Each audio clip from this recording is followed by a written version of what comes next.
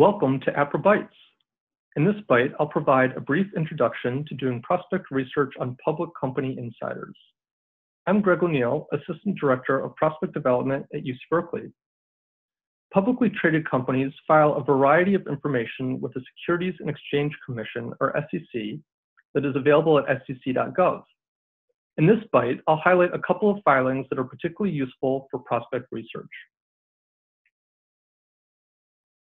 First, let's clarify who I'm talking about. A company insider is a director, top 5 executive officer, or a shareholder of 10% or more of a publicly traded company.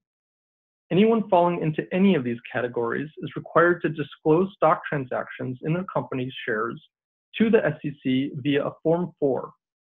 And companies are required to report the compensation they provide to their directors and top 5 executive officers. Obviously, this is quite helpful for those of us who do prospect research. The web has a number of sites you can use to explore SEC filings and information. For this Byte, I'll use sec.gov. One advantage is it's free. However, it's not always intuitive to use. sec.gov has a database called Edgar that we can use to search for different company filings. I'll do a brief overview of the Def 14A, also known as a proxy statement, and a Form 4, which contains stock transaction information. This is a screenshot of sec.gov. In the upper right corner, circled, is a link called Company Filings. Follow this link to access Edgar, the filing database. You'll come to a text box where you can search on a company name, ticker, or an individual's name. When you search for a company's filings, you'll be taken to a screen that looks something like this, with the different filings listed on the left side of the screen below the company information. Not all of these forms are relevant for prospect research. In this case, I'm going to explore a Def 14A. This is an annual filing mailed to all shareholders prior to the company's annual meeting and includes compensation and stockholding information. You can use the filing type filter, circled in red, to narrow down the list of filings.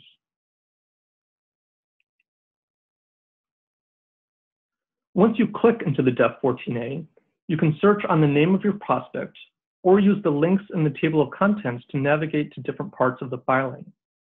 The summary compensation table details the compensation for the company's top 5 executive officers. This can include salary, bonus, stock grants, benefits, and retirement benefits. The footnotes to the table can contain helpful information as well.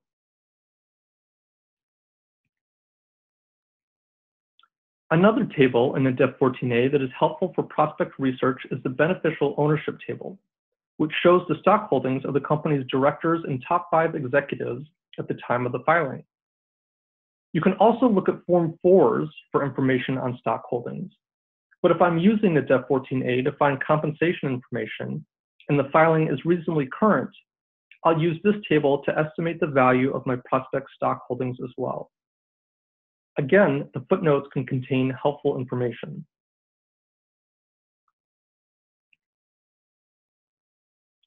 Form 4s, as I've mentioned, are also very helpful for prospect research. These have to be filed by company insiders within 2 business days of any transaction involving the company's securities. So it can be a helpful way to look back at your prospect's recent stock sales or option exercises, for example. Searching for them on Edgar is a little different than searching for company filings. On the company filings search page, you'll need to click the More Options button, then click on the Include button under Ownership Forms 3, 4, and 5, as I've circled here on the slide. Then type your prospect's name in the company name box.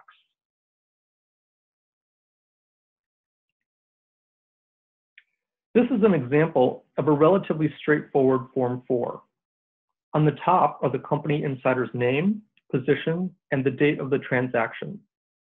Below this are 2 tables. Table 1, blank in this example, contains information on transactions relating to company stock or non-derivatives. Table 2 contains information on derivative transactions. Derivatives are vehicles like stock options, restricted stock units, or any equity that derives its value from an underlying asset. In these cases, the value is determined by the price of the company's stock. I've highlighted some of the key column headers that illuminate what's happening in this filing. I always start by looking at the transaction code column, since this tells us what sort of transaction occurred. In this case, it says A, which means acquired. You can find via Google or any search engine a Form 4 transaction code key, which explains the different types of transactions. We can then use the rest of the information to see that Reed Hastings, in this case, was granted 20,699 stock options at an exercise price of $309.99. These options expire 10 years following the date of grant. You might find that your prospect has sold a number of shares since the company's Def 14A was filed, or that they've exercised some of their stock options. Since Form 4s have to be filed within 2 days of a transaction, as opposed to once a year for a Def 14A, they may have more current information. I hope this was a helpful introduction to some of the information you can find on company insiders. Please don't hesitate to be in touch if you have any questions, and thanks for listening.